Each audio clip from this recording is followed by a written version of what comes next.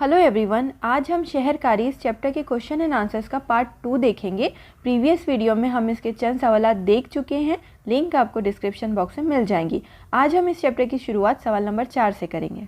यहाँ पर अब सवाल नंबर 4 में दिया गया है कि दर्ज झेल उमूर का मवाजना करके मिसालें दीजिए। इसमें अलीफ है नक्ल व अमल का इंतज़ाम और ट्रैफिक का हुजूम। तो आपको इन दोनों में मवाजना करना है और एक मिसाल देनी है, ठीक है। इसका आंसर आप अपने अल्फाजों में भी लिख सकते हैं कि अगर शहरों की आबादी में इजाफा होता है तो नक्ल व हमल के ज़राओं में भी इजाफा होगा।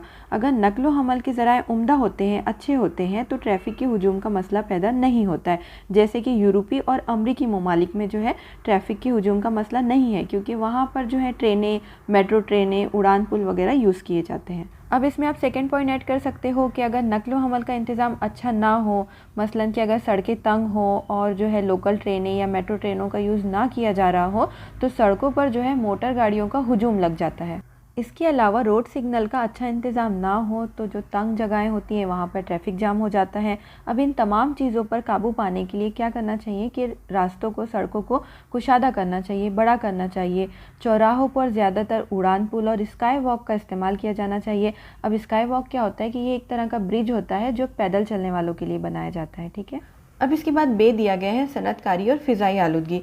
तो जो सनती शहर होते हैं वहाँ पर फ़िज़ाई आलूदगी का सबसे बड़ा ज़रिया कारखाने और फैक्ट्रियाँ होती हैं। अब कारखानों की जो चिमनियाँ होती हैं उनसे जहरीली गैस निकलती हैं जो कि फ़िज़ाई आलूदगी का सबब बनती हैं। उसके अलावा जो फ़िज़ाई आलूदगी की वजह से मुख्तलिफ़ किस्म की बीमारियाँ होती हैं। फ़िज़ाई आलूदगी को रोकने के लिए सख्त कानून बनाना चाहिए। मिसाल के तौर पर जो कारखानों में जो ईंधन इस्तेमाल होता है उन अशिया पर पाबंदी लगानी चाहिए जिनसे ज़्यादा धुआं होता है, या फिर फैक्ट्री या कारखानों को शहरी इलाकों से बाहर MIDC के इलाकों में तामीर करवाना चाहिए। अब MIDC का इलाका क्या होता है कि यहाँ पर पर्टिकुलर सनतें ही कायम की जाती हैं, ठीक है। ये शहर से दूर होता है। अब इसके बाद ज़्यादा से ज़्यादा दरख्त उगाने चाहिए ताकि फ़िज़ाई आलूदगी पर काबू पाया जा सके। अब इसके बाद अगला है नकले मकानी और झोपड़पट्टियाँ। तो यहाँ पर आपको बताना है कि नकले मकानी किस तरह से झोपड़पट्टियों का सबब बनती हैं। तो हम पहले भी चैप्टर में देख चुके हैं कि शहरी इलाकों में बहुत सारे पेशे वजूद में आते हैं और यहाँ पर रोज़गार के बेशुमार मौके फराहम होते हैं।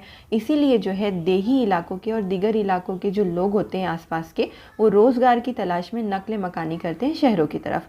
अब ये जो आने वाले लोग होते हैं इनकी आमदनी महदूद होती है, जिसकी वजह से वो शहरों के महंगे मकानात ख़रीद नहीं पाते। अब ऐसी सूरत हाल में ये लोग खुले मैदानों या खुली जगहों पर जो कि हुकूमत की मिल्कियत होती है वहाँ पर गैर पुख्ता मकानात बना लेते हैं जो कि गैर कानूनी होते हैं।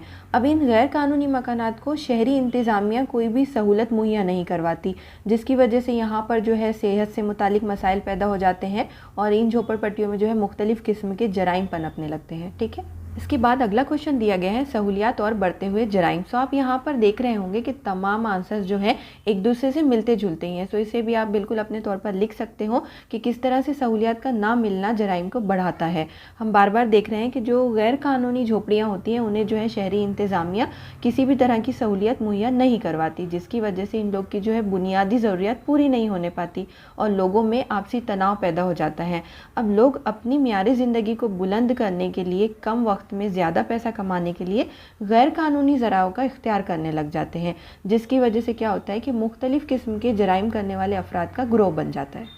अब इसके बाद हम आते हैं सवाल नंबर 5 पर, जो कि है दर्ज झेल जदूल मुकम्मल कीजिए। सो इसमें एक कॉलम में दिया गया है शहरकारी का अमल और एक तरफ दिए गए हैं उसके नताइज। तो आपको इस जदूल को मुकम्मल करना है।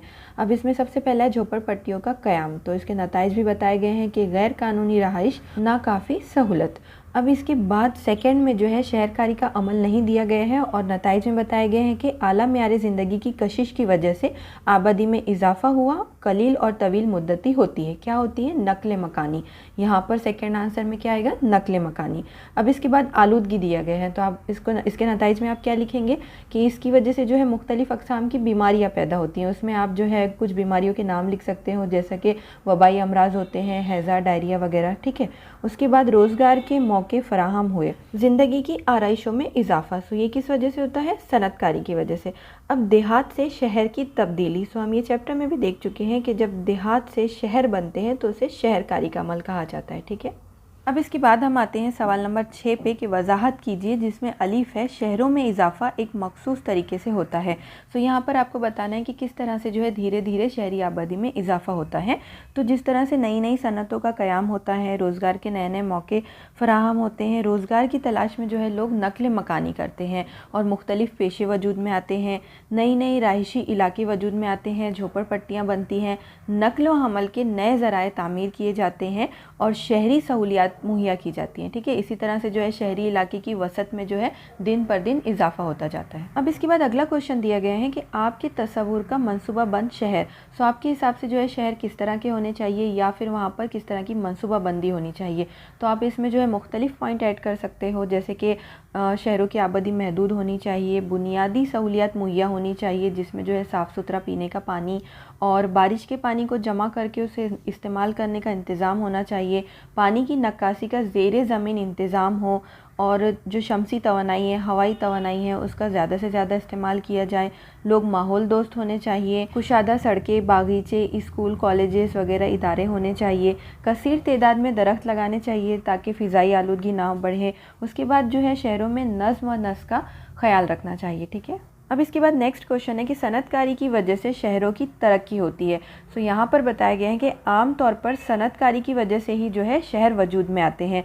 सनतों की क़याम की वजह से लोगों को रोज़गार फराहम होते हैं, आबादी में इजाफा होता है, मुख्तलिफ़ किस्म के पेशे वजूद में आते हैं, शहरी सहूलियात मुहैया की जाती हैं, नए नए रहायशी इलाके बनाए जाते हैं। उसके अलावा जो है खिदमाती इदारे कायम किए जाते हैं, नक़ल व हमल के तरक्की याफ्ता ज़राए तामीर किए जाते हैं और इसी तरह से जो है सनतकारी की वजह से शहरों की तरक्की होती है और आबादी में भी इजाफा होता है। ठीक है, अब इसके बाद हमारा अगला क्वेश्चन है आलूदगी एक मसला। तो यहाँ पर बताया गया है कि शहरी इलाकों में आलूदगी एक अहम मसला बन गया है।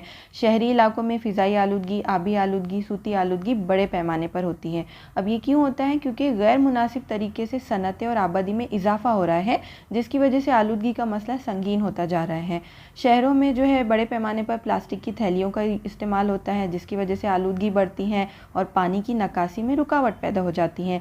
मुख्तलिफ़ किस्म की मोटर गाड़ियाँ, ट्रेनें और मुख्तलिफ़ प्रोग्राम मुनक्किद किए जाते हैं, जिसकी वजह से जो है सूती आलूदगी पैदा होती है, जिसका असर जो है इंसान की सेहत पर पड़ता है। इसके अलावा फ़िज़ाई आलूदगी और पानी की आलूदगी भी जो है इंसानी सेहत पर असरअंदाज होती हैं और मुख्तलिफ़ बीमारियों को पैदा करती हैं।